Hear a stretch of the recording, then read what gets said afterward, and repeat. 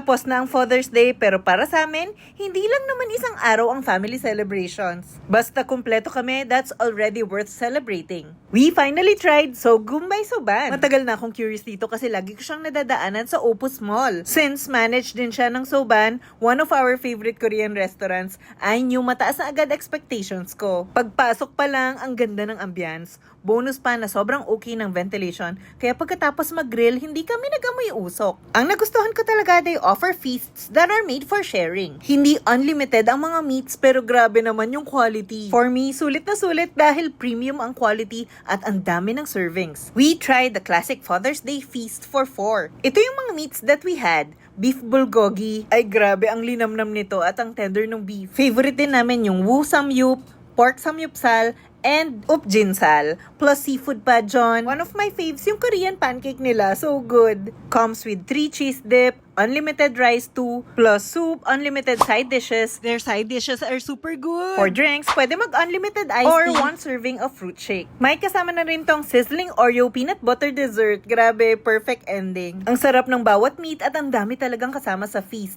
Hindi ka lalabas ng bitin. Service was really great and very accommodating sila. They made sure na okay yung dining experience namin. Kung mahilig kayo sa Korean barbecue at mas gusto nyo yung quality over quantity, add Sogumbay Soban sa family food list nyo.